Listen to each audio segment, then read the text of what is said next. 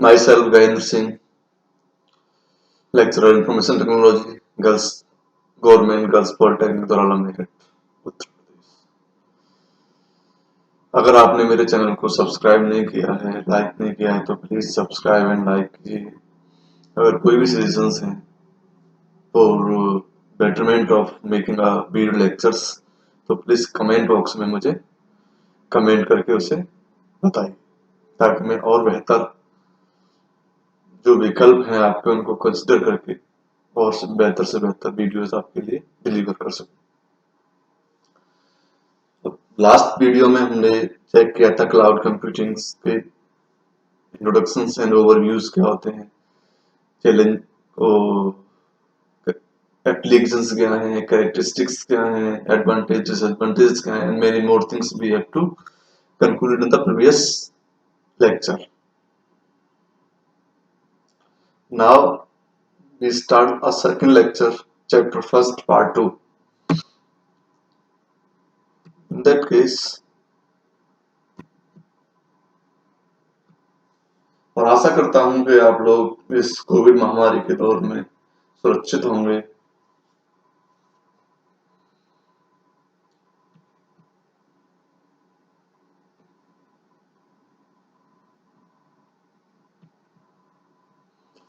these are some contents we have to introduce little bit of previous introduction and overview of cloud computing applications, characteristics, advantage, disadvantage of the cloud computing. We have already introduced in the last lecture of cloud computing. Now we have to introduce evaluation of cloud computing, benefits and challenges of the cloud. Now first evaluation of the cloud computing is cloud computing किस तरह से evaluate हुआ society में, इसका reason क्या था, ये सारी चीजें हम इसमें बताएंगे आपको। सबसे पहले था डिस्ट्रीब्यूटेड कंप्यूटिंग, 1950s में आया था डिस्ट्रीब्यूटेड कंप्यूटिंग। इनको ब्रीफली हम मतलब डिटेल में एक्सप्लेन भी करेंगे नेक्स्ट। उसके बाद मेन फ्रेम कंप्यूटिंग आई, फिर क्लस्टर कंप्यूटिंग, ग्रेड कंप्यूटिंग, फिर वर्चुअलाइजेशन से इंट्रोड्यूस किया, फिर वेब 2.0, फिर सर्विस ओरिएंटेशन और फाइनली यूटिलिटी के बाद क्लाउड कंप्यूटिंग 2007 में इंट्रोड्यूस हुआ in the market. This is the evolution of cloud computing. जैसे एवोल्यूशन ऑफ क्लाउड कंप्यूटिंग क्या है, basically cloud computing is all about renting computing services. This is all about renting computing services, मतलब जो भी services हैं, computing services हैं, वो आपको रेंट पे अवेलेबल होती है, तो आप उनको जितना टाइम यूज करना हो यूज करके उसका पेमेंट कीजिए, otherwise finished. This idea first came in the 1950s। मतलब इस तरह की टेक्नोलॉजी का सबसे पहला जो आइडिया था 1950 में इंट्रोड्यूस हुआ था मार्केट में। In making cloud computing what it is today, 5 technologies played a vital role. These are distributed systems and its peripherals. First हो गई virtualizations, Web 2.0, service orientation and finally utility computing and producer cloud computing. First is distributed computing. अब distributed computing में क्या है कि इसमें क्या होता है कि हमारे पास, थोड़ा इंट्रोड्यूस कराता हूं आपको मैं। It is a group of multiple independent systems, but all of them are depicted as a single entity to the users. The purpose of distributed system is to share resources and also use them effectively and efficiently. इसका मतलब क्या हुआ कि हमें बहुत सारे systems को independently एक ग्रुप बनाना है और उस ग्रुप को जितने भी यूजर्स हैं, जितने भी कस्टमर्स हैं, उनके लिए रिप्रेजेंट करना है एज ए सिंगल एंटिटी। के जितने भी सिस्टम्स हैं उन सिस्टम मल्टीपल इंडिपेंडेंट सिस्टम्स का एक ग्रुप को एक सिंगल एंटिटी के रूप में यूजर्स या कस्टमर्स को रिप्रेजेंट करना। और इसका पर्पज क्या है? पर्पज ये है कि हम इसमें जो रिसोर्सेज है हमारे पास उनको शेयरिंग कर सकेंगे ताकि हम इफिशिएंटली उस पर वर्क कर सकें। Distributed system possesses the characteristics जैसे कि scalability, concurrency, continuous availability, heterogeneity and independence and failure. Scalability का मतलब है कि आप इजीली आप स्केल अप कर सकते हो सर्विसेज को। कंकरेंसी है, कंकरेंसी मतलब पैरेलली आप काम भी कर सकते हो। कंटिन्यूअस अवेलेबिलिटी है, अगर आपको कोई भी चीज कभी भी चाहिए उसकी कंटिन्यू अवेलेबिलिटी है। हेट्रोजेनिटी मतलब अलग अलग टाइप के रिसोर्सेज, सिस्टम, सॉफ्टवेयर्स हैं। और इंडिपेंडेंस एंड फेलियर, लेकिन independence and failure, the main problem जो है डिस्ट्रीब्यूटेड सिस्टम के साथ was that all the system were required to be present at the same geographical location. मतलब डिस्ट्रीब्यूटेड सिस्टम में सबसे मेन प्रॉब्लम एक ही है कि जितने भी सिस्टम्स होते हैं हमारी ग्रुपिंग में, वो सारे के सारे सिस्टम एक ही ज्योग्राफिकल लोकेशन पे होते हैं। सेम ज्योग्राफिकल लोकेशन की प्रॉब्लम इसलिए है कि एक ही ज्योग्राफिकल लोकेशंस पे होंगे तो हम इजीली उस लोकेशंस को डिटेक्ट कर सकते हैं, उस पर अटैक कर सकते हैं, उसकी सर्विसेज को, सिक्योरिटीज को ब्रीच कर सकते हैं। तो इस प्रॉब्लम को सॉल्व करने के लिए distributed computing led to three more types of computing and they are main frame, cluster and grid computing के थ्रू इस प्रॉब्लम को सॉल्व करना, क्योंकि ये डिस्ट्रीब्यूटेड कंप्यूटिंग के ही पार्ट्स हैं। उसने ही जब जो प्रॉब्लम फेस हुई तो उसने इन तीन चीजों में उसको सॉल्व करने के लिए थोड़ा एफर्ट्स किए। मेन फ्रेम कंप्यूटिंग 1951 में इंट्रोड्यूस हुई थी। Main frame highly powerful and reliable computing machine है और रेस्पॉन्सिबल है for handling large data. Large data को हैंडल करने के लिए रेस्पॉन्सिबल है, जैसे कि मैसिव इनपुट आउटपुट जो ऑपरेशंस होते हैं उसके लिए। It also used for work processing task such as online transactions. ये mainframe computing systems have almost no downtime with high fault tolerance. After distributed computing, it increased the processing capability of the system. Distributed computing के बाद mainframe computing क्या करता है, जो processing speed है, processing capability है उसकी सिस्टम की, उसको इंक्रीज करता है। इंक्रीज करता है तो क्या करता है, उसमें मल्टीपल प्रोसेसर हमें ऐड करने पड़ जाएंगे तो वो एक्सपेंसिव हो जाता है बहुत ज्यादा। तो इस कॉस्ट को रिड्यूस करने के लिए हमने क्लस्टर कंप्यूटिंग को अल्टरनेटिवली मेनफ्रेम टेक्नोलॉजी के रिप्लेसमेंट में रखा।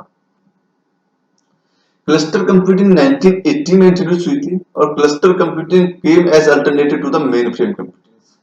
अल्टरनेटिव पार्ट है मेनफ्रेम कंप्यूटिंग का। Each machine in the cluster was connected to each other by a network with high bandwidth. मतलब जितने भी मशीन्स हैं हमारे क्लस्टर्स में वो हाई बैंडविड्थ नेटवर्क के साथ कनेक्टेड होंगी और दे वर वे चीपर देन मेनफ्रेम सिस्टम्स। इसमें क्या है कि हमें प्रोसेसिंग कैपेबिलिटी को सिस्टम की इंक्रीज नहीं करना है, हमें क्या करते हैं जो कनेक्टिविटी है सिस्टम्स के बीच की उसकी बैंडविड्थ को हमें इंक्रीज कर देना। तो क्या होगा, प्रोसेसर में लगाने पड़ेंगे तो इन्वेस्टमेंट कम हो जाएगा, इन्वेस्टमेंट कम हो जाएगा तो हाई बैंडविड्थ का इन्वेस्टमेंट इतना ज्यादा होता नहीं है, तो ऑलरेडी चीप हो जाएगा वो मेनफ्रेम सिस्टम्स की रिसोर्सेज से। They were equally capable of high computation. Also, a new node could easily be added to the cluster if it was required. Thus, the problem of cost was solved to some extent, but the problem related to geographical restrictions still remained. मतलब इसमें क्या है, high computation की capability तो equality में आ गई और हम इसमें न्यू नोड क्लस्टर में, क्लस्टर कंप्यूटिंग में अगर कोई new node just like a computer, कोई भी लैपटॉप्स या मोबाइल्स या टैबलेट्स या सर्वर्स कोई भी हमें ऐड करना, हम इजीली ऐड कर सकते हैं जब हमें उसकी रिक्वायरमेंट होगी। लेकिन इसमें कॉस्ट की प्रॉब्लम तो सॉल्व हो गई जो मेन फ्रेम में इंट्रोड्यूस हुई थी, लेकिन जो जियोग्राफिकल रेस्ट्रिक्शंस की जो प्रॉब्लम थी वो अभी भी स्टिल बनी हुई है। To solve this problem the concept of grid computing was introduced. और जियोग्राफिकल लोकेशंस की जो रेस्ट्रिक्शंस है उस प्रॉब्लम को सॉल्व करने के लिए हमें ग्रिड कंप्यूटिंग के साथ इंट्रोड्यूस होना पड़ा। अब ग्रिड कंप्यूटिंग का 1980s में इंट्रोड्यूस हुई थी। तो कंसेप्ट है ग्रिड कंप्यूटिंग का वो है, it means that different system were placed at entirely different geographical locations and all these were connected by the internet. अब ग्रिड कंप्यूटिंग कहती है कि जितने भी डिफरेंट हमारे जियोग्राफिकल लोकेशंस पे जितने डिफरेंट सिस्टम्स हैं उनको अलग अलग लोकेशंस पे प्लेस कर दीजिए और सभी को इंटरनेट कनेक्टिविटी के साथ आप कनेक्ट कर दीजिए, तो कि उनकी जियोग्राफिकल लोकेशंस की जो रेस्ट्रिक्शंस थी वो हट जाएंगी और इंटरनेट के थ्रू वो सबसे कनेक्ट हो जाएंगे। These system belongs to different organizations. और ये systems जो different systems की बात हम कर रहे हैं, ये जो different system की बात हमने की है,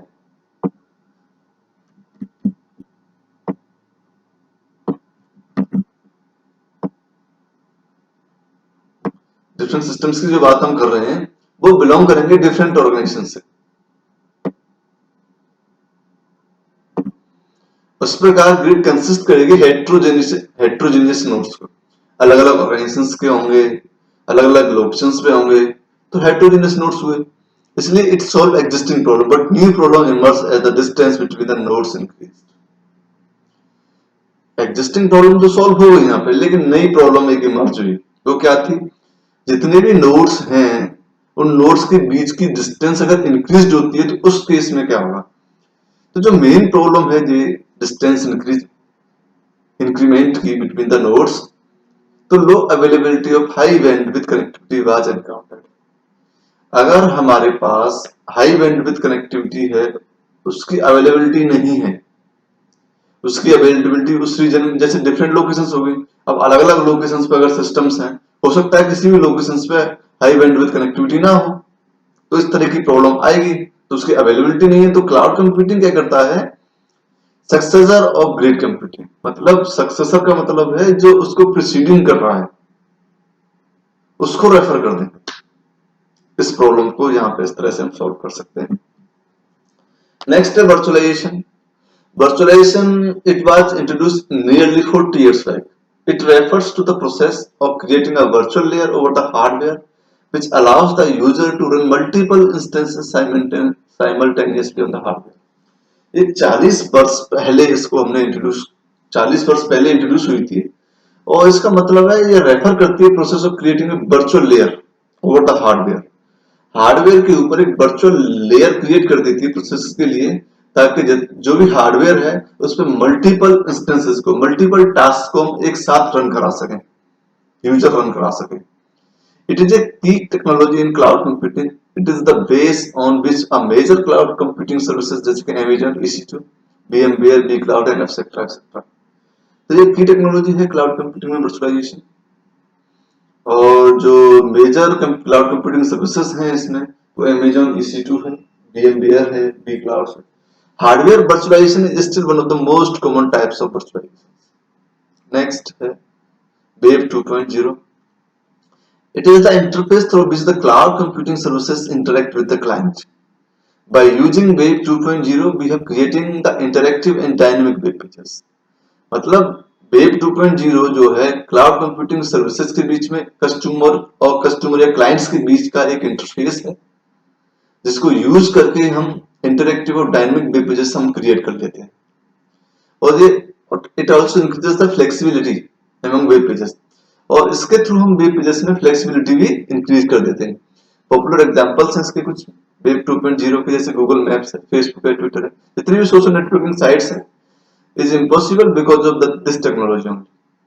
इन गेन मेजर पॉपुलरिटी इन 2004, मतलब 50 साल ये जो है काफी टाइम पहले आई थी, लेकिन इसकी मेजर पॉपुलरिटी जो थी 2004 में इंट्रोड्यूस हुई थी।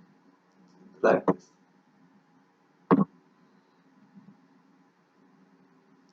नेक्स्ट है service orientation. Service orientation means it acts as a reference model for the cloud computing. मतलब ये एक रेफरेंस मॉडल है क्लाउड कंप्यूटिंग के लिए, उसी की तरह वर्क करता है और सपोर्ट करता है low cost, flexible and evolvable applications के लिए।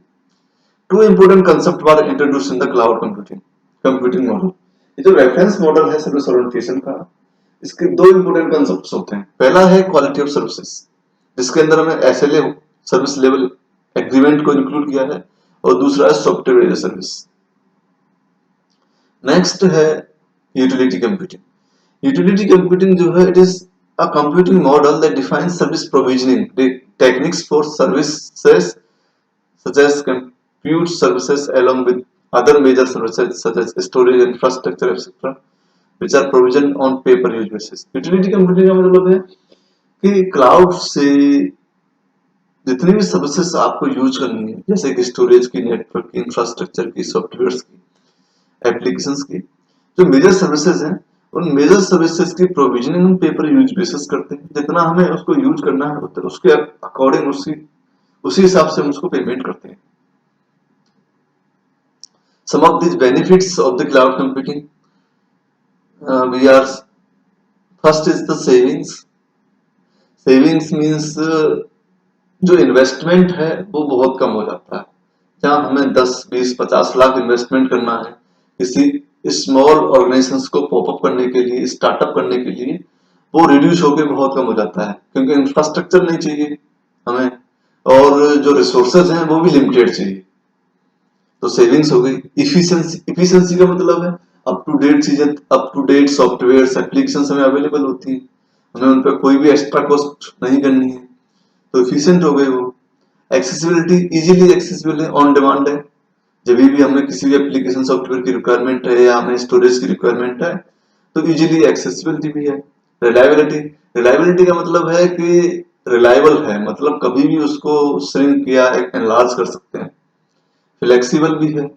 सिक्योरिटी कंसर्न्स भी बहुत अच्छे हैं क्योंकि थर्ड पार्टी के थ्रू जब हम सेंसिटिव इंफॉर्मेशन अपनी स्टोरेज करते हैं क्लाउड पे तो कंप्लीट सिक्योरिटी देती है एसएलए के through. These are some challenges of the cloud computing, जैसे reliable and flexible, security and privacy, interoperability and portability, cost, downtime, lack of resources, management of multi-cloud environment. Some of these like that, but we have to introduce some. Security and privacy. Security and privacy of information is the biggest challenge to the cloud computing. मतलब सबसे बड़ा जो challenge है cloud computing के लिए वो किसी भी इंफॉर्मेशन को सिक्योर और प्राइवेट रखने का। सिक्योरिटी और privacy issue can be overcome by employing encryptions, security hardware, security applications. तो हमने क्या किया, सिक्योरिटी और प्राइवेसी इश्यूज को कम करने के लिए हमने कुछ एन्क्रिप्शन एल्गोरिथम्स बनाए, कुछ एन्क्रिप्टेड सिक्योरली हार्डवेयर हमने इंफ्रास्ट्रक्चर सा डेवलप किया और कुछ एप्लीकेशंस हमने बनाई जिसके ऑथेंटिकेट यूजर को एक्सेस कर सकता है, अनऑथराइज्ड यूजर एक्सेस नहीं कर सकता। पोर्टेबिलिटी, पोर्टेबिलिटी मतलब एक this is the another challenge to cloud computing. Means कैसे कि application should easily be migrated from one cloud provider to another. मतलब जितने भी एप्लीकेशंस हैं उनको माइग्रेट कर सकते हैं एक क्लाउड प्रोवाइडर से दूसरे क्लाउड प्रोवाइडर। पोर्टेबिलिटी है, there must not be vendor lock in, लेकिन ये वेंडर की डिपेंडेंसीज पे नहीं, मैं वेंडर नहीं चाहता, vendor must not be. Interoperability में क्या है, it means the application on one platform should be able to incorporate services को फ्रॉम अदर प्लेटफॉर्म। मतलब एक प्लेटफॉर्म की जितनी भी एप्लीकेशंस हैं उनको उसकी इतनी एबिलिटी होनी चाहिए कि उन सर्विसेज को हम इनकॉर्पोरेट करें अदर प्लेटफॉर्म्स पे।